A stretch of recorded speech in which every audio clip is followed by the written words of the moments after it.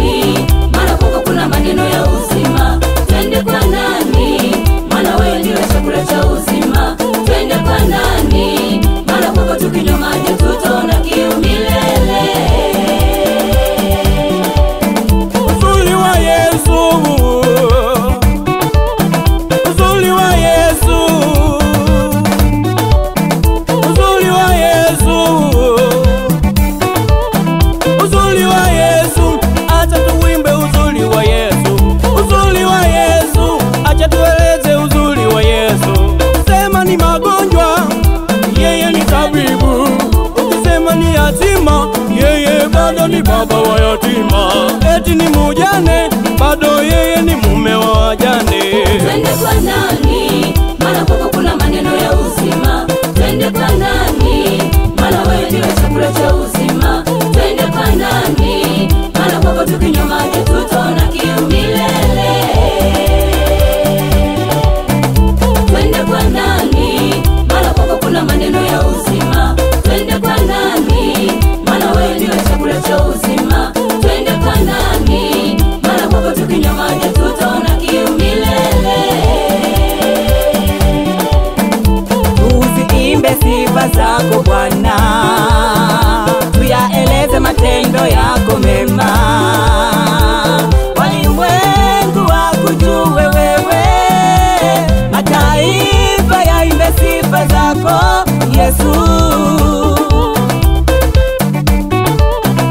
Tuziimbe sifa zako Bwana, tuyaeleze matendo yako mema. Walimwengu wakujue wewe, mataifa yaimbe sifa zako Yesu. Rejoice twakusifu Bwana. Twende kwa nani? Maana kwako kuna maneno ya uzima. Twende kwa nani? Maana wewe ndiwe chakula cha uzima. Twende kwa nani? Maana kwako tukinywa maji tutaona kiu milele. Twende kwa nani? Maana kwako kuna maneno ya uzima. Twende kwa nani? Maana wewe ndiwe chakula cha uzima. Twende kwa nani? Maana kwako tukinywa maji tutaona kiu milele.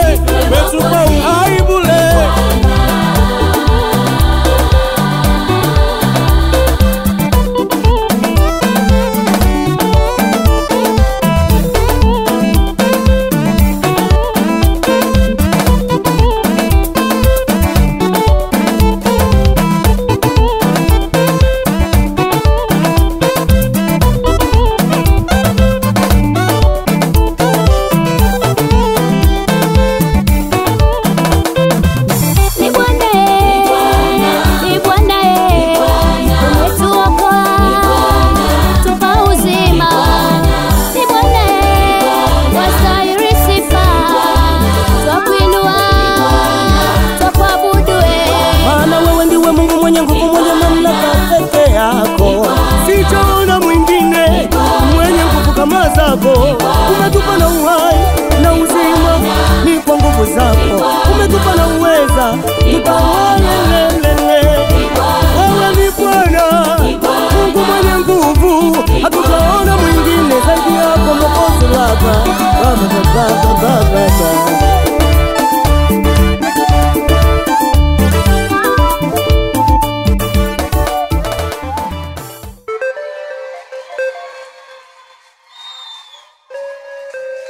Mungu akubariki.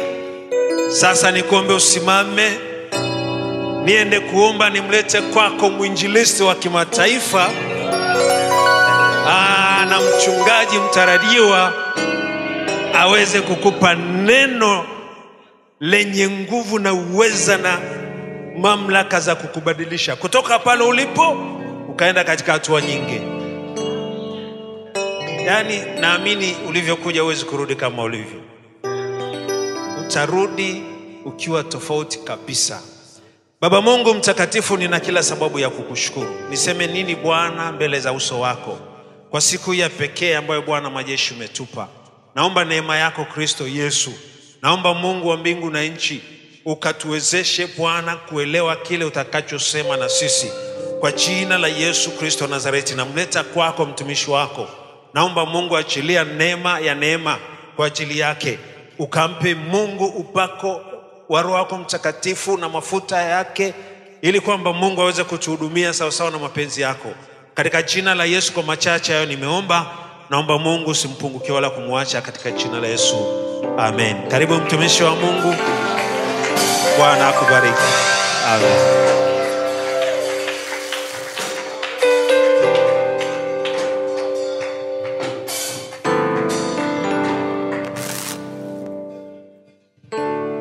Bwana Yesu asifiwe.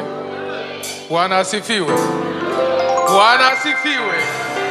Haleluya. Amen. Ninawasalimia kwa jina la Yesu. Ruiza, twende. Wakioga wenye taka usafi wa kweli ilimpa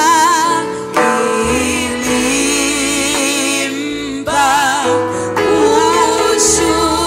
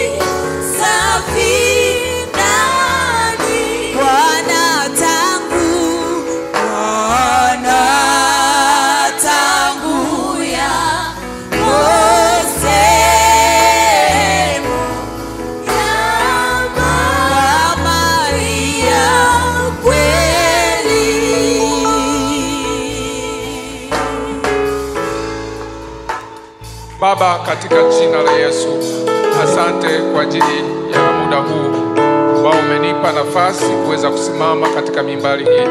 Mtakatifu, naamini kabisa una kusudi, mwaminifu na kusi sasa, nikiambatanisha na maombi ambayo tayari mchungaji askofu wetu amekwisha kuomba. Naamini kwamba wewe sasa utakwenda kutembea, utakwenda kugusa maisha yetu kwa ujumla wake. Asante kwa ajili ya kila mmoja ambaye umemleta katika ibada hii. Naamini kabisa kwamba Mungu unakwenda kushughulika na maisha yetu. Mwaminifu, tunaomba uwe pamoja nasi toka mwanzo kama ambavyo umeweza kuonekana mwanzo wa ibada yetu. Tunaamini na hitimisho la ibada hii wewe utakwenda kuonekana. Yote naweka mikononi mwako. katika jina la Yesu Kristo, na wote tuseme amen. Haleluya!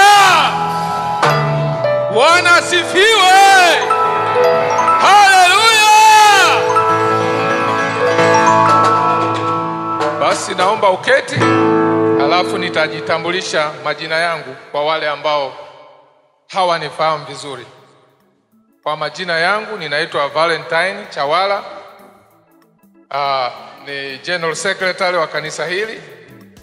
Kwa hiyo ninamshukuru Mungu sana leo kunipa hii nafasi ya kuweza kusimama katika madhabahu ya Bwana, na naamini kwamba utaweza kupokea kile ambacho Bwana amenipa kwa ajili yako. Sema amen. Bwana asifiwe. Kwa hiyo kwa huduma mimi ni muinjilisti. Kwa hiyo lakini nitajitahidi kufundisha. Bwana asifiwe. Kwa sababu kanisa la sasa linahitaji mafundisho. Kanisa la sasa linahitaji mafundisho. Kwa hiyo tutahubiri ili kuwaleta watu kwa Yesu, lakini baada ya kuwaleta watu kwa Yesu tunahitaji tuwafundishe ili waweze kukulia wokovu. Amen. Waweze kukulia kile ambacho wanakuwa wamekipokea. Amen. Bwana asifiwe. Amen. Bwana Yesu asifiwe. Amen. Naamini nitakuwa mwalimu mzuri wa kuweza kuitumia hii madhabahu vizuri, kusudi hata kamera ambayo inaniangalia basi iweze kuchukua vizuri. Bwana asifiwe. Amen. Manake wainjilisti ni machachari sana. Kwa hiyo anaweza akahama akaenda huku akaenda kule. Lakini tunamshukuru Mungu kwa ajili ya hizi teknolojia ambazo zimekuja, ambazo zinalenga kuweza kuipeleka injili mbele zaidi. Amen. Amen. Bwana asifiwe. Amen. Na jioni tutakuwa na session nyingine nzuri kabisa ambayo tunaweza kuhubiri hapa kwa Kiingereza kama baba mchungaji askofu wetu ameweza kusema, ameweka layout nzuri. Kwa hiyo tutakwenda kufanya hivyo. Bwana asifiwe. Amen. Na tumejiandaa vizuri. Amen. Sema amen. Amen. May Mr. Komba come here please.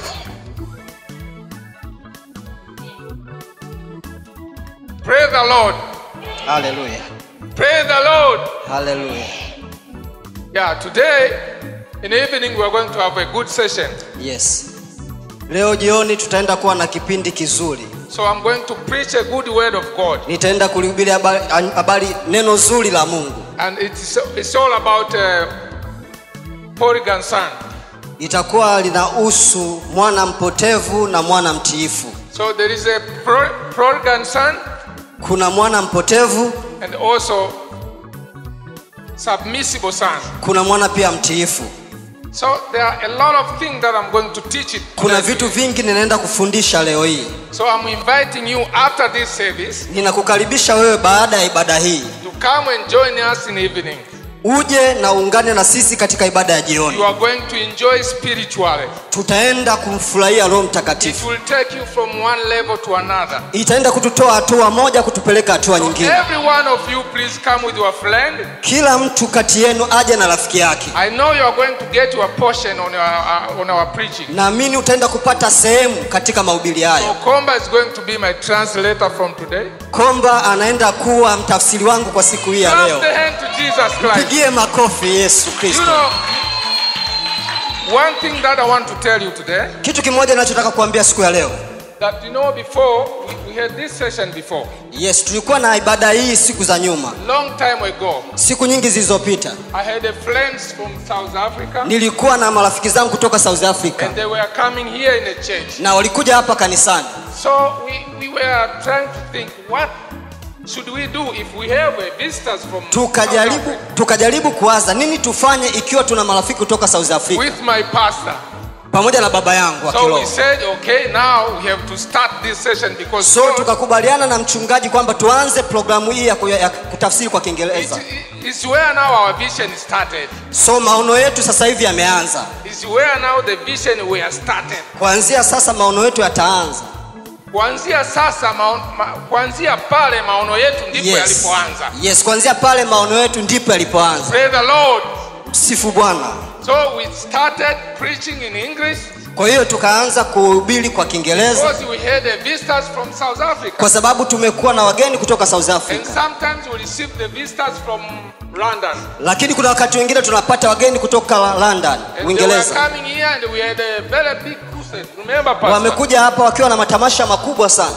So me, I was among the translators. Mimi nilikuwa mmoja kati ya watafsiri hao. And we said now our church is international church. Tumesema sasa hivi kanisa letu ni kanisa la kimataifa. It is now overcoming the boundaries of Tanzania. Tunaenda kuvuka mipaka ya Tanzania. We are going to touch the nation. Tunaenda kugusa mataifa. Remember, Pastor also said, Kumbuka kama baba mchungaji there are some alivyotuambia. people from Pakistan. Kuna watu kutoka Pakistan They are hearing the sermons wanaangalia ibada that zetu Pastor is preaching. ambayo baba anakuwa anahubiri. So we need to prolong with this program. Tunataka tuendelee na programu hii And it's going to start today. na inaenda kuanza leo We hii. were sleeping Tulilala and now we are waking up. na sasa hivi tumeamka And we are going further. na tunaenda mbali. Makofi kwa Yesu. Praise the Lord by clapping your hands. Asante sana. Kwa hiyo jioni ukitaka ufike, alafu utaweza kupata habari za mwana mpotevu na mwana mtiifu. Tutaweza Thank you so kuangalia much. mambo So haya. I welcome you at evening to be here to listen what God is going to save you. Kwa hiyo tutaenda kuongelea habari ya utakatifu, lakini tutaenda kuongelea habari ya imani na tutaweza kwenda kuongelea habari ya maombi. Kwa hiyo vitu vitatu unaviweka kwenye triangle, yani pembe tatu. Kwa hiyo utakatifu, imani pamoja na maombi. Na kichwa cha somo nimesema kwamba mambo matatu muhimu katika maisha ya uokovu. Kwa hiyo tutakwenda kuangalia. Naomba twende kwenye utangulizi. Fungue, naomba msomaji wangu, translator wangu, utaweza kufungua katika Efeso sura ya 5 na mstari wa 14 hadi mstari wa 16. Tuone utangulizi anasemaje. Efeso 5:14 hadi 16. Amen. Hivyo usema, amka wewe usinziaye, ufufuke katika wafu,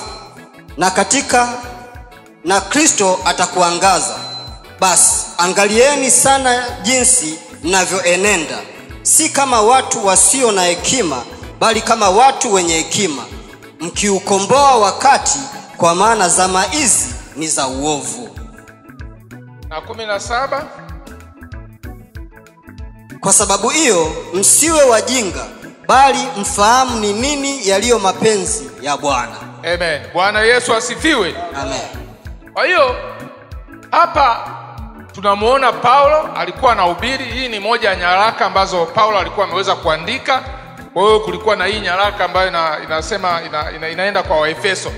Na hapa katika hiyo sura ya 5 na mstari wa 14 hadi 17, maandiko matakatifu yanasema, amka ewe usinziaye, ufufuke katika wafu, na Bwana atakuangaza. Na nimesema kwamba naenda kuongelea habari za mambo matatu muhimu katika maisha ya mtu aliyeokoka.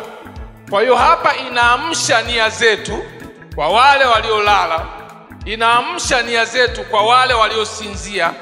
Maana nasema, amka ewe usinziaye, ufufuke katika wafu, kwa maana Bwana atakuangaza. Kwa hiyo tunategemea kupata mwanga mpya kutoka katika mafundisho haya ambayo tunakwenda kuyajenga kwa habari ya utakatifu, imani pamoja na maombi. Bwana Yesu asifiwe. Amen. Niguse kidogo kuhusu maombi, kama ambavyo binti yetu ameweza kupitia tatizo. Kilichookoa hapa, mikono ya madaktari tayari wameshapita, wakaenda wakafanya matibabu yao, lakini bado baada ya siku 2 tu inaonekana tatizo liko pale pale. Kwa hiyo kilichookoa sasa ni maombi. Sema amen. Amen. Bwana asifiwe. Amen. Kwa hiyo kuna umuhimu katika hivi vitu vitatu, na ndio maana tunavitilia mkazo. Na hapa Biblia inasema kwamba amka wewe usinziaye, ufufuke katika wafu, na Bwana atakuangaza. Amen. Na mstari wa 15 anasema kwamba angalieni sana jinsi mnavyoenenda, sio kama watu wasiokuwa na hekima, bali wenye hekima, mkiukomboa wakati, kwa maana zamani hizi ni za uovu. Bwana tusaidie. Hiki ni kipindi ambacho ukiangalia na kupima maisha ya watu wengi waliookoka, kimekuwa ni kigumu. Kwa kwamba watu wamepoa, yaani watu hawaelewi. Unaweza ukamwona mtu anatembea anasema ameokoka, lakini ukimwangalia kwa ndani, tuseme kama Mungu angeweza kupiga picha ya ndani akaileta nje, tungeweza kuona kitu cha ajabu kabisa. Kwa hiyo hiki ni kipindi cha uovu. Teknolojia imeongezeka, kuna faida zake na kuna hasara zake. Bwana tusaidie. Kwa hiyo ukiangalia mambo haya yote kwa ujumla wake, unaona mwenendo wa mtakatifu unatakiwa uangaliwe upya. Lazima kuangalia namna ambavyo unavyoenenda, tukiukomboa wakati katika nyakati za mwisho ambazo tunazoendelea nazo. Ndio maana nikasema kwamba tunapaswa kuangalia habari ya utakatifu. Utakatifu ambao sasa hivi unaweza kuona kuna wahubiri wengi sana duniani ambao wanaendelea kuhubiri, lakini unaona maeneo ambayo wanaweza wakayagusa, wanagusa habari ya prosperity, yaani wanagusa habari ya mafanikio. Kwa hiyo watu wanataka majumba makubwa, wanataka magari, wanataka vitu vya thamani, lakini they don't talk about holiness, yaani habari ya utakatifu haiwahusu. Kwa hiyo utakuta makanisa makubwa kabisa huko, lakini habari ya utakatifu hazihubiriwi. Ni wahubiri wachache tu, kama mtumishi wa Mungu mchungaji Joseph Mgonja pale. Utaweza kuona anaweza kuhubiri habari za utakatifu kwa usahihi bila kupepesa macho. Lakini wahubiri wengi sasa hivi ukiangalia habari ya utakatifu imewekwa kando, haihubiriwi tena. Kwa hiyo wanakwenda kanisani, wataweza kufanya mikutano mikubwa, lakini vitu vinavyohubiriwa pale ni vitu vinavyohusu mafanikio, lakini sio mafanikio ya rohoni, kitu ambacho sasa tutajikita kuhubiri habari za utakatifu. Sasa dhambi gani umefanya? Hizo sio shida zangu. Mimi nataka kuhubiri habari ya utakatifu ili tuweze kujijua na kujitambua tuko wapi kama kanisa na wapi tunakoelekea. Bwana Yesu asifiwe. Bwana asifiwe. Sasa tukija kwenye hii point ya utakatifu, utakatifu ni nini? Wewe una tafsiri zako, unaweza ukajua maana ya utakatifu. Lakini Zaburi 16 na mstari wa kwanza wa 3, hiyo sisome, naisema tu. Nasema watakatifu walioko duniani ndio walio bora, au ndio niliopendezwa nao. Kwa hiyo Mungu ana acknowledge, anatambua kwamba watakatifu walioko duniani ndio walio bora, au ndio niliopendezwa nao. Bwana asifiwe. Kwa hiyo tusipohubiri habari ya utakatifu, hilo kanisa tunalipeleka wapi? Kwa hiyo tunakuja hapa tunataka miujiza tu. Kisoma pia katika Mathayo 33 na mstari wa 33 mstari wa 6 au 7, sura ya 7 na mstari wa 33 anasema utafuteni kwanza ufalme wake na haki yake, na mengine yote mtazidishiwa kwa ziada. Kwa hiyo tukiutafuta utakatifu, hivi vitu vingine, mafanikio haya yanakuja tu. Si ndio kile ambacho Petro akaambia kwamba si tumeacha vitu vyote tukakufuata Bwana, tutapata nini basi? Akasema hakuna aliyeacha vitu vyote akaacha baba yake, akaacha mama yake, ndugu zake, wakasongwa kwa sababu ya mambo ya wokovu ambaye hatapata mara 100 hapa duniani na hatimaye uzima wa nini? Wa milele. Kwa hiyo Biblia inatoa ahadi ya mtu anayeutafuta utakatifu. Sema amen. Bwana asifiwe. Kwa hiyo tuachane na hayo mafundisho yanayoendelea huko ambayo anahubiri tu mafanikio, lakini wanaacha mambo ya msingi ambayo Yesu amekuja kuyahubiri duniani. Kwa hiyo Yesu akaja anahubiri injili yake, ilikuwa inalenga kuwatoa watu kutoka katika dhambi na ili waweze kumtumikia Mungu. Kanisa lile la Israeli, kwa maana wale watu waliokuwa wanatoka kule Misri kuelekea Kanaani, Mungu alipowatoa kule, walipofika njiani, baada ya kuona kuwa amewatoa na kuwapa ahadi kwamba anawapeleka katika ile nchi ya ahadi, alianza kuwafundisha kuhusu utakatifu. Bwana asifiwe. Ambayo hiyo sasa nasema kwamba manabii wengine, wachungaji wengine, mitume hawataki kuhubiri hizo habari. Kwa hiyo wana concentrate na mambo ambayo wanajua kwamba mtu akivutwa, akiambiwa kwamba bwana hapa utapata uponyaji, utaponywa, inatosha kumfanya yule mtu kuweza kuja kwenye hilo kanisa. Lakini mambo haya ya msingi ambayo yanaweza yakakufanya siku moja ukaenda mbinguni hayahubiriwi. Kwa hiyo huko ni kupoteza wakati na kulipoteza hilo kanisa. Lakini sisi tuna malengo ya kutaka kwenda mbinguni. Kwa hiyo lazima tuhubiri habari za utakatifu. Sema amen. Amen. Haleluya. Amen. Hebu nisomee Mambo ya Walawi 11 na mstari wa 44 hadi 46. Walawi 11 mstari wa 44, neno la Mungu linasema: kwa kuwa mimi ni Bwana Mungu wenu, takaseni nafsi zenu, basi iweni watakatifu, kwa kuwa mimi ni mtakatifu. Wala msitie uchafu nafsi zenu kwa kitu kitambaacho cha aina yoyote kiendacho juu ya nchi. Amen. Bwana Yesu asifiwe. Amen. Bwana asifiwe. Amen. Hapa tunaona hawa wana wa Israeli wakati wanatembea ile safari yao ya kutoka Misri wanaelekea kule Kanani. Sasa moja ya kanuni na moja ya sheria ambayo Mungu aliweza kuwapa ndio haya maneno hapa. Biblia inasema kwamba akawaambia kwamba mtakuwa watakatifu kwa kuwa mimi Bwana Mungu wenu ni mtakatifu. Takaseni nafsi zenu. Amen. Kwa hiyo hapo haongelei masuala ya mambo ya kimwili tena. Anaongelea habari ya nafsi zao, roho zao kutakaswa na kumfanana Mungu. Ndio maana nikasema utakatifu ni agizo la Mungu kwa watu wake kuweza kuwa na tabia, mwenendo kwa maana ya matendo, usemi, kumfanana Mungu kwa kuwa na maisha safi. Bwana asifiwe. Kwa hiyo unapokuja kanisani, unapokuwa kule mtaani, unapokuwa kule kazini, unapokuwa kwenye shughuli yako yoyote, ujue kwamba Bwana agizo lake ni kukutaka wewe katika mwenendo wako, katika usemi wako, kuwa na maisha safi. Amen. Bwana asifiwe. Amen. Kwa hiyo ile kusema tu kwamba Bwana asifiwe haitoshi. Kwa maana Boni Mwaitege akaimba akasema kwamba utanitambuaje kuwa nimeokoka? Alafu akasema matendo, matendo, matendo. Kwa hiyo tuache kuongea zaidi, lakini matendo katika wokovu ndivyo vitu ambavyo vinaweza vikafanya kwamba sura yako na utakatifu wako ukaonekana katikati ya watu wanaotuzunguka.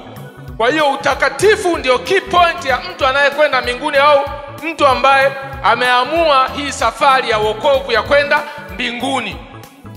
Hiki ndicho kitu ambacho kitaweza kutupeleka sisi kwenda mbinguni. Tafuteni kwa bidii kuwa na amani na watu wote na huo utakatifu ambao hakuna mtu atakayemuona Bwana asipokuwa nao. Amen. Kwa hiyo usipoteze muda kwa vitu vingine. Mungu anatutaka kwa utakatifu, alafu vitu vingine vitakwenda. Utakapokuwa unapambana na issue fulani kama vile dada yetu alivyokuwa amepitia operation, lakini bado tena kuna tatizo jingine linakuja linajitokeza. Yesu ana intervene. Yaani Yesu anaingilia kati. Alafu anafanyaje? Anaokoa.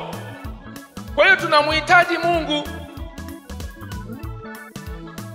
Lakini tusipokuwa na haya mambo ni rahisi sana. Leo ukatoka kwa nabii Musa, kesho utaenda kwa nabii Isaya, kesho kutwa utaenda kwa nabii Yeremia. Kwa sababu huna msingi wa neno la mafundisho linalokutaka ukae katika wokovu au kukaa katika utakatifu. Kwa hiyo wewe unakuwa ni mtu ambaye unayewategemea wanadamu. Huna misuli ya kukaa katika imani, tutakwenda kuizungumzia hapo mbele.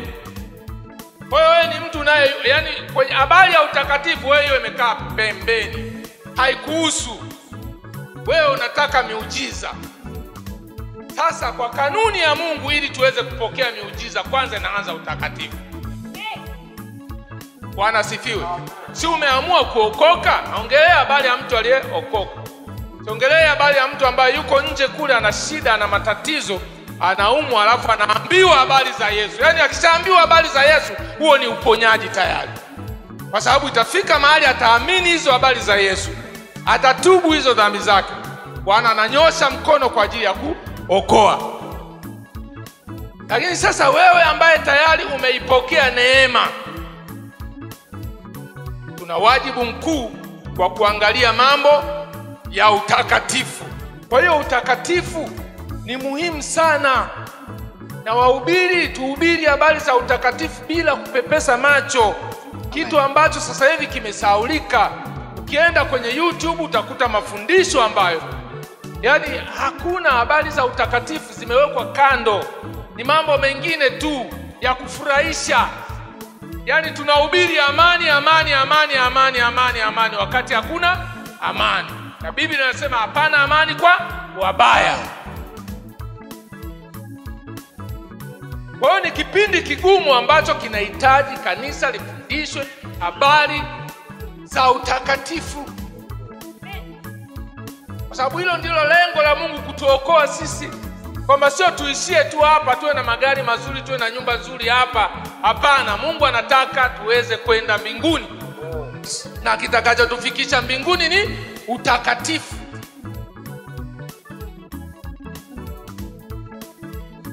Ukipata muda mzuri utasoma Ibrania utasoma Waebrania 10 na mstari wa 26. Lakini nakuomba ukipata nafasi usome hiyo paragraph yote kabisa kutokea mwanzo pale mpaka mwisho. Naomba nisomee mstari wa 26 tu au 26 na 27. Waebrania 10 26 27. Maana kama tukifanya dhambi kusudi baada ya kuupokea ujuzi wa ile kweli, haibaki tena dhabihu kwa ajili ya dhambi, bali kuna kuitazamia hukumu yenye kutisha na ukali wa moto ulio tayari kuwala wao wapingao. Amen. Bwana tusaidie. Kwa hiyo unaona hapa, hiki ni kitabu kinachodhaniwa kwamba kimeandikwa na Paulo. Kwa hiyo wana theolojia, wachungaji hao, mchungaji amepata degree ya pili, labda sio kama kutakuwa na mafunuo mengine ambayo yanayokuja kwamba kuhakikisha kwamba hii imeandikwa kweli na Paulo au kuna mwingine tena mtume ambaye aliandika tofauti na Paulo. Lakini tuko kwenye dilema bado. Lakini unaona hapa anasema maneno ya msingi sana, kwamba ikiwa tutafanya dhambi kwa kusudi, kwamba tumeupokea ule ujuzi wa kweli, basi haipo hiyo neema nyingine itakayosalia, lakini kuna kuitazamia hukumu na ukali wa moto. So anasisitiza kwa habari ya utakatifu kwamba ni wajibu wa Mkristo, mtu aliyeokoka, kutafuta utakatifu. Bwana asifiwe. Bwana asifiwe. Amen. Haleluya. Amen. Mbona tumepoa? Au ni habari ambazo hatupasi kuzihubiri? Hizi ndo tutakazozihubiri sana, kuzitilia mkazo. Amen. Mahali popote pale. Amen. Ili watu wajue na tuweze kuchukua hatua ya kubadilika, kwa sababu introduction pale nikasema kwamba amka ewe usinziaye, ufufuke katika wafu. Kwa hiyo Mungu anatuamsha tufufuke katika wafu, na Bwana hata kuangaza.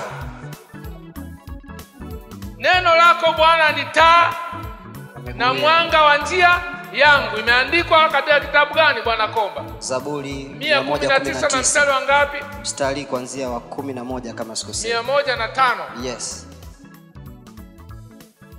Neno lako Bwana ni taa na mwanga wa njia yangu. Kwa hiyo ufufuke katika wafu na Bwana atakuangaza.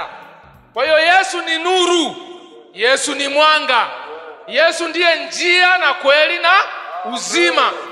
Kwa hiyo tunapolisikia neno la Mungu linatufanya upya, linatufanya nia zetu zinakuwa upya katika kumwendea Mungu na kuendea utakatifu wa kweli. Bwana asifiwe. Amen. Sasa tutaenda kwenye kipengele cha pili ambacho kinachohusu habari ya imani. Imani ni kuwa na uhakika juu ya mambo yatarajiwayo na ni bayana ya mambo yasiyoonekana. Ili muujiza uweze kutendeka, lazima kwanza tuone kwa imani. Ndio maana unaona wale watu ambao walioambatana pamoja na Yesu, waliokwenda kwa Yesu wakihitaji miujiza, walikuwa na imani kwanza. Na wengine ilifika point anafika kwenye nyumba, alafu anaamua kutoboa dari, alafu anambeba mgonjwa wao anampitisha pale kwenye dari. Kwa hiyo anakuwa na imani kubwa kwamba mimi huyu mgonjwa nikimfikisha tu kwa Yesu atapokea muujiza. Kwa hiyo imani ni muhimu kwa maisha ya Mkristo, ni muhimu kwa maisha ya wokovu. Pasipo imani huwezi kwenda mbele. Yaani kinachotufanya sisi kuona tunakwenda mbinguni ni kwa sababu ya imani. Bwana asifiwe. Kwa hiyo hatupaswi kuwa na imani ya mashaka, tunatakiwa kuwa na imani timilifu, imani iliyojitosheleza. Bwana asifiwe. Kwa hiyo hapa katika habari ya imani, mwenye haki wangu ataishi kwa imani. Biblia inasema na roho yake kisita. Biblia inasema kwamba Mungu hana furaha na huyo mtu kwa sababu katika imani ana sita. Kwa hiyo tunapaswa kuwa na imani ya kweli isiyo sita. Tumwamini Mungu kwamba anaweza kutenda. Sio rahisi kwa binti yetu Lucibeta kusema kwamba baada ya kupata matibabu sasa akaona hali tena inakuwa ngumu, alafu akafanya maamuzi kwamba sasa turudi tena tuende hospitali. Lakini ikaja nia ya imani ndani kwamba sasa huku si ndo ambako nimeenda kupokea matibabu, ambako sijapata hiyo solution ya tatizo langu. Hivi Mungu yuko wapi? Mungu aliyeniokoa, Mungu aliyenisaidia kwa baadhi ya mambo, yuko wapi huyo Mungu? Akatia nia, akaona aje kanisani. Hiyo ni imani, sema amen. Amen. Kwa hiyo kwa kupitia hiyo imani ikatenda kazi. Na tutaona hapa watu mbalimbali ambao wamepita katika imani hapo mbele kwenye somo la maombi, kwa sababu pati nyingine katika hili somo ni maombi. Amen. Tutaona pia namna ambavyo maombi yameweza kufanya kazi. Na huu shuhuda huyu binti imeweza kunijenga na mimi kuona kwamba kumbe hiki ambacho nilikuwa namuuliza Mungu kwamba hii inakuaje, ni akili zangu au Mungu umenipa kitu ambacho natakiwa kwenda kufundisha. Lakini good enough kwamba huyu binti ameweza kushuhudia vitu ambavyo vinavyogusa habari ya maombi, hatua ya maombi ambayo walioifanya. Lakini unaweza kuona kina Petro pia. Petro aliwahi kufungwa, akafungwa gerezani, na Herodi alikuwa anakusudia kutaka kuweza kumtoa Petro naye achinjwe kama kina Yakobo walivyokuwa wamechinjwa. Kwa hiyo akataka amtoe. Ndio kusudi ambalo Wayahudi walikuwa wasubirie kuona kwamba huyu Petro ambaye amesumbua na hii imani ya Yesu Kristo ambayo imeletwa, imani ya wokovu imesumbua. Kwa hiyo wanataka wamchinje, naye Petro amekamatwa, amewekwa kwenye uzio wa kwanza, wa pili na wa tatu. Hivyo Biblia inasema kwamba kanisa likaomba kwa juhudi kwa ajili yake. Kanisa liliomba kwa juhudi kwa ajili ya Petro aliyefungwa. Kwa hiyo watu wakifungwa kwenye magonjwa, wakifungwa kwenye vifungo mbalimbali, dawa pekee ambayo inaweza kaleta ufumbuzi wa hilo tatizo ni maombi. Bwana sifiwe. Amen. Kipengele cha mwisho nitakimalizia kwa namna hiyo. Hapo nimeweza, lakini nataka kwanza tuongelee habari za imani kwa ufupi, alafu twende kwenye habari ya maombi. Hebu tusomee hapo Waebrania 11 na mstari wa 1. Kitabu cha Waebrania sura ya 11 mstari wa 1. Basi imani ni kuwa na hakika ya mambo yatarajiwayo, ni bayana ya mambo yasiyoonekana. Amen. Na Luka usome pia mstari wa 6. Mstari wa 6.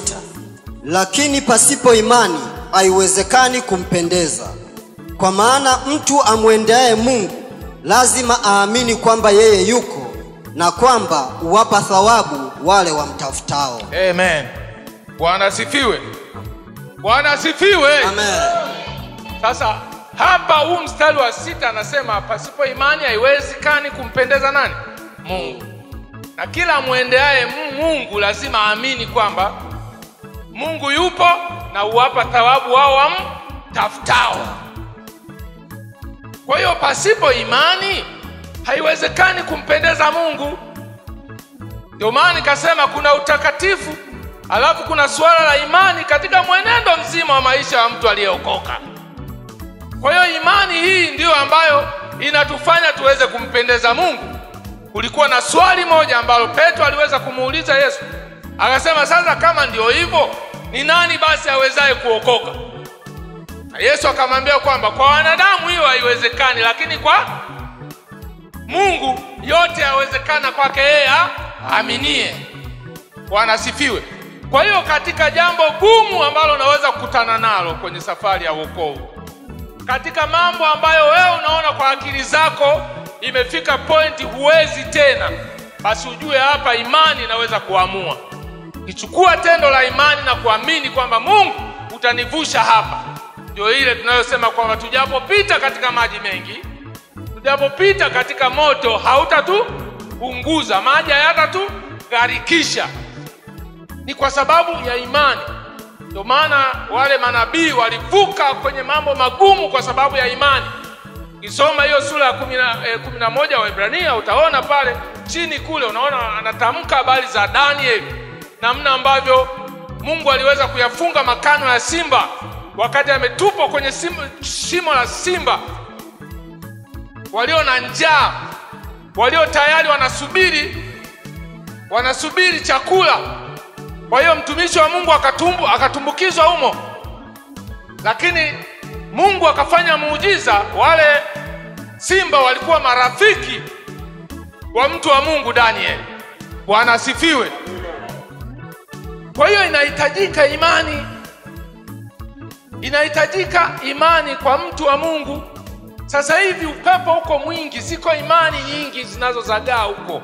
Kwa hiyo kama utakuwa hujakaa na kuwa na misuli ya imani yako hii ambayo umepokea, ni rahisi wewe kupotea. Kwa hiyo mtu kama anakuja na anzisha kanisa lake, hapo tayari watu unaona hawakosi kuwa na washirika. Alafu hao washirika mbaya zaidi ndio wale ambao wanakuwa wanatoka kwenye makanisa yetu. Sasa unajiuliza kwamba huyu mtu alikuwa na misingi ya imani, alikuwa na imani hii kweli ambayo tunakuwa tumeipokea, au nini zaidi? Kwa hiyo tujifunze kukaa katika imani, na imani iliyo takatifu sana, ambayo imejengwa katika misingi ya utakatifu. Ukae hapo ili uweze kumuona Bwana anatenda kazi katika maisha yako. Bwana asifiwe. Amen. Malizia Waebrania 10 na mstari wa 38 katika hiyo kitabu cha Waebrania sura ya 10 mstari wa 38. Yes. Lakini mwenye haki wangu ataishi kwa imani. Yeah. Naye akisitasita, roho yangu haina furaha naye. Kwa hiyo maisha yako ya wokovu yanahitaji imani. Na katika haya maisha ya kawaida, fanya biashara naye anafanya biashara kwa imani, si ndio? Kwa umeweka pale biashara zako, naamini kwamba utapata faida kwenye kile ambacho nafanya. Sasa kwa nini sisi tuliookoka tusiweze kuwa na imani ya kujua kwamba Mungu anaweza kutenda mambo makubwa, anaweza kutuvusha katika mitihani mbalimbali ambayo inaweza ikatokea? Kwa hiyo ni kipindi ambacho tunatakiwa tulifundishe kanisa, tuwafundishe watoto wetu waweze kukua katika hii imani, ili na wao watakaposimama baadaye watakuwa wanaona kwamba imani inaweza kuwasaidia. Michael Kanyika amekuwepo hapa akiwa toka mdogo. Sasa ameendelea, mtoto amesoma chekechea akamaliza, akaenda primary akamaliza, akaenda sekondari akamaliza, ameenda chuo kikuu amemaliza degree yake accountant, lakini hajamwacha Yesu. Naona yuko na imani kwa sababu tumewafundisha watoto wetu toka wanazaliwa mpaka pale wanafika, wamefundishwa mambo ya imani. Kwa hiyo sio rahisi mtoto kuiacha imani, kwa sababu tumeanza kuwafundisha wakiwa wadogo. Kama Melvin unamwona hapa anatembea mbele, anazunguka hapa, na waimbaji yuko nao, anakulia imani hapa. Kwa hiyo sio rahisi mtoto atakapokuwa mkubwa akaiacha nini? Imani. Kwa hiyo tukumbuke kuwafundisha hata wale wanaotutegemea hiyo imani iliyo takatifu, kwa sababu tunakuwa tunawekeza, alafu baadaye tutaweza kuona matunda katika imani. Na mwisho kuhusu maombi, na tusome katika kitabu cha Luka 22:32. Injili ya Luka sura ya 22 mstari wa 32. Neno la Mungu linasema, lakini nimekuombea wewe ili imani yako isitindike, nawe utakapoongoka waimarishe ndugu zako. Amen. Bwana Yesu asifiwe. Kwa hiyo tunapata umuhimu wa maombi kwa maisha ya mtu aliyeokoka. Kuna umuhimu wa maombi katika maisha ya mtu aliyeokoka. Wakati mwingine unawapata watu wanasema kwamba bwana, mimi sina karama ya maombi bwana. Mimi hii maombi hii ni kwa special people, watu baadhi, hawa ndio ambao wamefanywa kwa ajili ya maombi. Lakini maombi ni maisha ya Mkristo. Yes. Sema amen. Maombi ni maisha ya Mkristo. Wewe utaacha tu maombi, hiyo ni shida zako tu wewe. Amen. Lakini maombi ni maisha ya nani? Ya Mkristo. Mungu anataka lazima tumuombe ili tuweze kudumisha uhusiano wetu pamoja na Mungu. Ipo katika maombi, huwezi kukwepa. Relationship inakuwa kwa sababu ya maombi. Ya ile relation. Hivi kwa mfano mimi na mke wangu alafu hatuwasiliani, unategemea nini kinazaliwa? Naachana. Hatuwasiliani.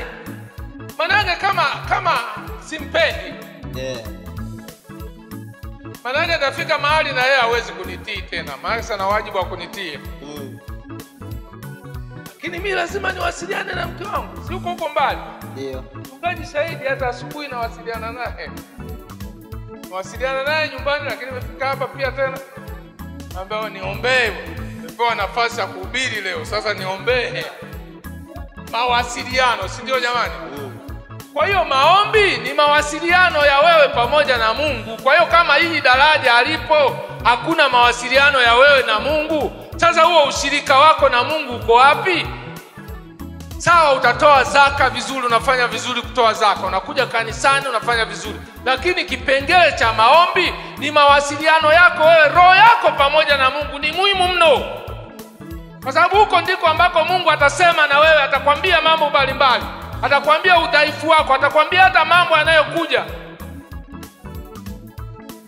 kwenye kipengele cha nini? Cha maombi. Kwa hiyo kuna umuhimu kwenye maisha ya Mkristo kuwa na maombi. Ndio hatua ambayo Lusbeta alifanya. Kaona sasa aende kwa maombi, kwamba Mungu afanye sasa kwa kupitia nini? Maombi. Amen. Kwa hiyo tukikwepa tukaona kwamba hii ni watu baadhi ndio wanatakiwa kufanya, alafu wewe ukawa sasa huwezi kuwa kwenye maombi hata ya kufunga siku moja, unasubiri tu mpaka askofu atangaze hapa kwamba sasa kuna maombi leo. Ratiba zako mwenyewe huna, huo Ukristo wako utakuwa kuaje? Kwa hiyo shetani akitokea tu, na zamani hizi ni za uovu, tumesoma pale kwenye introduction. Zamani hizi ni za uovu. Kwa hiyo ni rahisi wewe kupiga mweleka, kwa sababu huna maombi, huna misuli ya maombi ya kumwambia Mungu aweze kutenda. Wakati mwingine watu waliokolewa kwa maombi tu. Nakumbuka mtumishi wa Mungu mgonjwa, wakati anatoka safarini, anasema akampigia simu baba, alafu akaongea, akasema maneno machache tu kwamba damu ya Yesu ikufunike. Amen. Anakwenda anapata ajali, alafu anajikuta yeye mzima, gari imepata majeraha, lakini uzima wa mtu ni muhimu zaidi, kwa sababu tunataka huyu jamaa ahubiri, avuke mipaka ya Tanzania kwa ajili ya kuhubiri. Bwana Yesu asifiwe. Amen. Kwa hiyo kuna umuhimu wa maombi ambako watu wengi, Wakristo wengi wamelala kwenye eneo la maombi. Hii siongelei habari ya roho, lakini naongelea kanisa as general. Yes. Popote pale duniani kanisa limelala kwenye maeneo ya maombi, yani watu wachache ndio ambao wanakuwa na nafasi ya kuomba, ya kumtafuta Mungu kwa kupitia maombi ya kufunga. Maombi tu hata ya nyumbani, unaenda unalala unaomba kwa dakika moja, yani umechoshwa na shughuli zako na mambo mengi, lakini uhusiano wako na Mungu uko legelege, hauko tafu. Yani unaomba kiasi cha kwamba yani yale maombi ya kula umemaliza. Sasa ile nguvu ambayo inatakiwa ikufunike. Wakati mwingine katika ulimwengu wa roho kuna vita kubwa inayoendelea ambayo pengine huwa hatutaki kuitambua, lakini kuna vita inayoendelea. Kuna watu wanafanya kazi katika ulimwengu wa roho. Roho za kichawi zinafanya kazi katika ulimwengu wa roho, zinatafuta ile roho mchungaji ulisema ya Mormonism. Mormon inatembea. Sasa mzee, umefanya biashara zako pale, wewe maombi hakuna, hiyo fedha uifuniki. Kumbe kuna nguvu inatembea, inatafuta huko fedha, inatafuta fedha, ichukue fedha. Sasa ikienda ikakuta fedha zako hazina ulinzi, zitabebwa hizo. Asilimia wafanyabiashara wengi pale kasoro waliokoka kwamba wanatumia nguvu za giza kufanikisha. Na tukuwahi kuwa na mtu mmoja hapa aliyeokoka na ndo anatushuhudia kwamba mapepo yakawa namtesa. Manake alichukua mapepo kwa mganga wa kienyeji, akawa anatakiwa kulisha kila mwezi, lazima achinje damu imwagie pale kwenye kibuyu. Mwisho anarudi nyumbani anakuta mtu refu amekaa juu ya paa. Ikawa namtesa, watoto wanaumwa, akachukua maamuzi ya kuokoka. Kaamua kuokoka kwenye hili kanisa. Kwa hiyo anakushuhudia mambo yanayoendelea pale. Alafu unajaribu kujipima kwamba hivi sisi tunavyolala usingizi namna hii kwenye maeneo ya maombi, hao wenzetu wanavyofanya kazi kwenye ulimwengu wa roho inakuwaje? Kwa hiyo somo hili nataka likubadilishe. Uwe na mtazamo mpya wa maisha yako. Amen. Unatakiwa kuwa na wakati wa kujipima wewe kama Mkristo. Yani ujipime, ujiangalie. Kasome hiyo Waebrania 10 yote toka mwanzo sura ya kwanza 10 ile mstari wa kwanza mpaka wa mwisho kule. Jipime pale, alafu jiangalie kwamba hivi wewe Biblia inakusemaje? Wewe ni mtu wa namna gani? Unaendaje mwenendo wako na tabia zako katika mambo ya utakatifu, katika mambo ya imani na katika mambo ya maombi? Pale utakapoona umefeli, basi amka ewe usinziaye, ufufuke katika wafu na Bwana atakuangaza. Tusimame. Amen.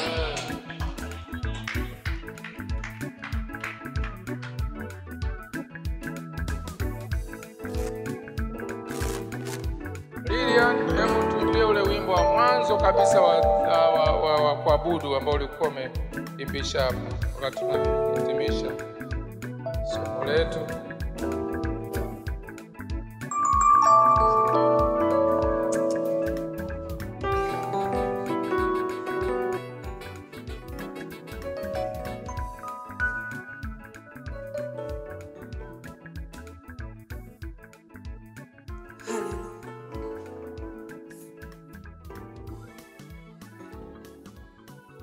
Simame kwa kumheshimu Mungu.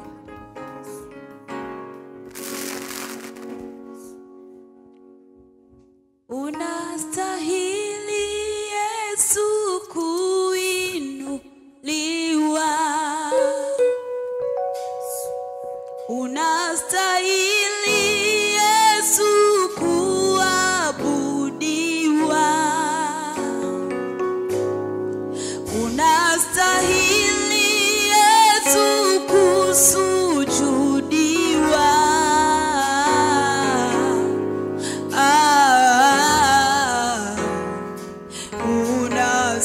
Unastahili.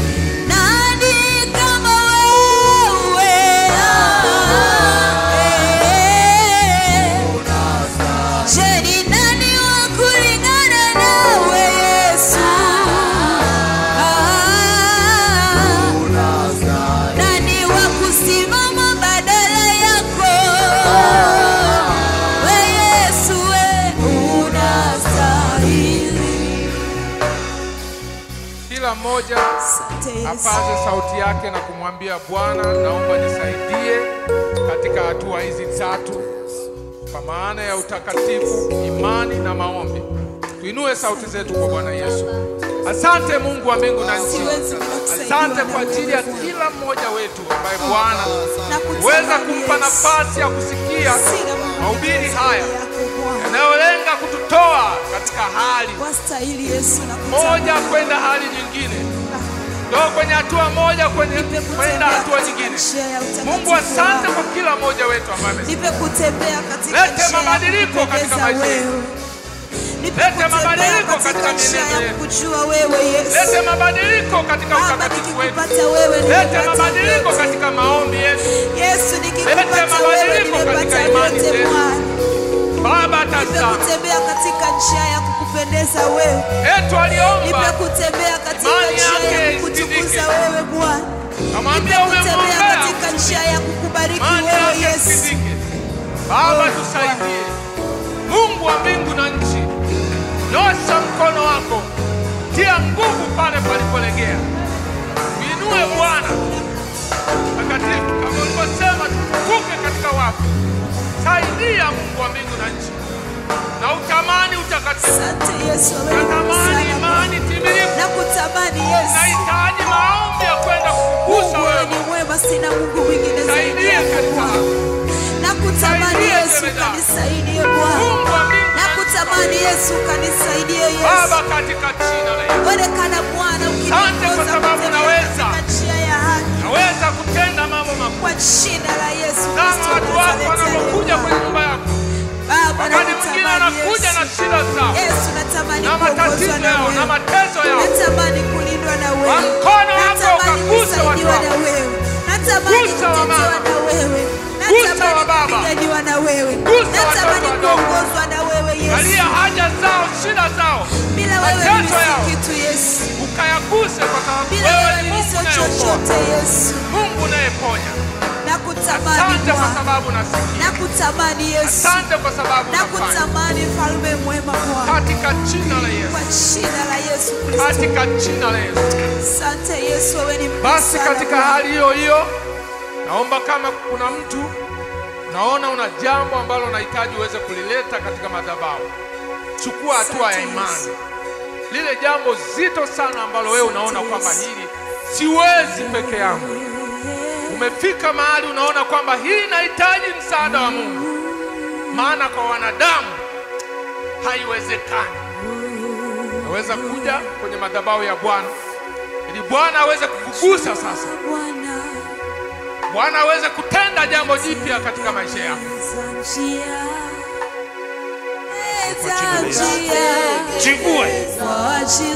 Jivua chia nabii Abedi kwa jina la Yesu Kristo. Baba, namleta baba huyu mkononi wako, neema yako ifunike, neema yako iwe pamoja naye Bwana. Gusa Bwana sehemu yote yenye shida, gusa maisha yako, gusa Mungu wa mbingu na nchi, mwenendo wake mbele za uso wako, gusa kila kwa jina la Yesu Kristo Nazareti. Mungu usiendelee, akujalie neema ya neema achilie neema na baraka Bwana. Kwa jina la Yesu namleta kwako kijana huyu Bwana. Guse Yesu, petaji la moyo wake kwa jina la Yesu. Usimkumbuke wala kumwacha. Katika jina la Yesu Kristo Nazareti. Baba, namweka mikononi mwako.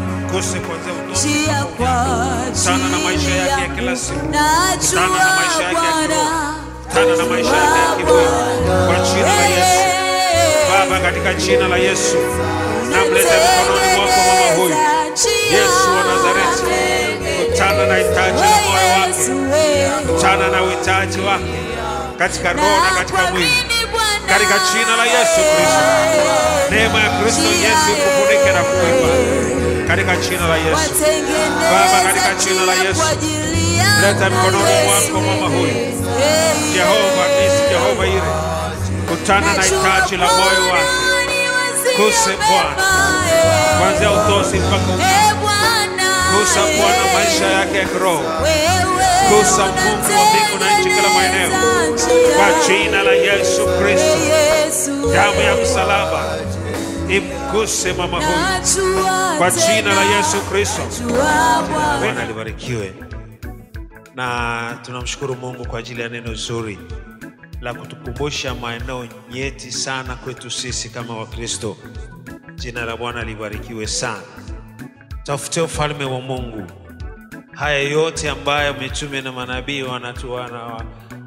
wanawaahidi watu, kama mtu hajajiandaa katika ulimwengu wa roho, basi ujue wazi kabisa kwamba hata kama utayapata sio ya kudumu wala yana maana yoyote, kwa sababu nafsi yako na roho yako siku moja itapotea. Jina la Bwana libarikiwe. Haleluya. Maombi ni sehemu ya maisha, na katika kanisa letu ni kanuni. Bwana Yesu asifiwe. Jina la Bwana libarikiwe. Ni wangapi waliwahi kupigiwa simu na kiongozi wake wa idara kukumbushwa maombi ya siku ya idara yake? Wangapi? Hebu nyosha mkono. Jina la Bwana libarikiwe. Unaweza ukaona ni jinsi gani hata viongozi wa idara na wenyewe yani hawaamini serious kabisa katika hii programu ya maombi kwa kufuata siku za idara na watu wa idara hiyo. Yani hawako serious kabisa, wanachukulia kama ni kitu cha kawaida. Lakini ngoja nikuambie wewe ambao umepewa dhamana, wajibu wako kabisa kuhakikisha siku yako ya idara yako unawakumbusha wajumbe wako kwamba kuna ukumbuke maombi leo ya kufunga, lakini wakumbushe kufika katika maombi. Jina la Bwana libarikiwe. Mungu hajakuchagua kwa yani ili ujulikane tu kwamba wewe ni kiongozi, ni mwenyekiti msaidizi, katibu, alafu umekaa tu. Alafu inawezekana na wewe mwenyewe hata ufungi na kuomba. Ni hatari sana. Ni hatari sana. Jina la Bwana libarikiwe. Kwa hiyo Mungu akubariki sana sana. Wakati huu ngoja niombe, niweza kuahirisha ibada hii kwa maombi. Usisahau ibada yetu nzuri ya baraka jioni. Baba Mungu mtakatifu, katika jina la Yesu, nina kila sababu ya kusema asante mbele zako Mungu, kwa kuwa unatupenda, unatuwazia mema. Asante kwa siku hii ambayo Mungu umetulisha kwa neno lako nzuri la baraka ambalo Mungu mtumishi wako ameliachilia kwetu. Baba yetu na Mungu wetu, mweka mtumishi wako mikononi mwako, hazina yake iliyopungua naomba uijaze Bwana, ili siku nyingine Mungu ukimpa kibali aweze kuiachilia kwa watoto wako. Kwa jina la Yesu Kristo wa Nazareti, naomba kila mmoja ambaye Mungu amesikia neno hili likaendelee kulia ndani ya moyo wake, likaendelee Bwana majeshi kumkumbusha, ili kwamba Bwana majeshi tuweze kuwa watakatifu kama wewe ulivyo mtakatifu. Katika jina la Yesu Kristo, ni wakati ambao Mungu tunairisha ibada hii, ili kwamba Bwana tujiandae kwa ajili ya ibada ya jioni. Naomba Yesu Kristo wa Nazareti ukawafunike watoto wako kwa damu yako na kwa mbawa zako, ili kwamba Bwana majeshi waweze kuwepo tena jioni hii katika ibada ya siku hii ya leo jioni. Katika jina la Yesu Kristo wa Nazareti, tazama kuna hali ya hewa ya baraka uko nje, lakini naamini ya kwamba Bwana majeshi utaendelea kutusaidia, tuendelee kushangilia pamoja na hiyo hali ya hewa, kwa sababu tulitamani majira kama haya ya mvua yaweze kuwepo kwa ajili yetu sisi na kwa ajili ya watu wote, kama neno lako lishivyo ya kwamba unawanyeshea mvua wema na hata wabaya. Baba, ninakushukuru kwa haya machache, naomba iliyo mengi tenda mwenyewe kwa utukufu wako, katika jina la Yesu. Amen. Sema tena amen. Mungu wa mbinguni na akubariki. Amen.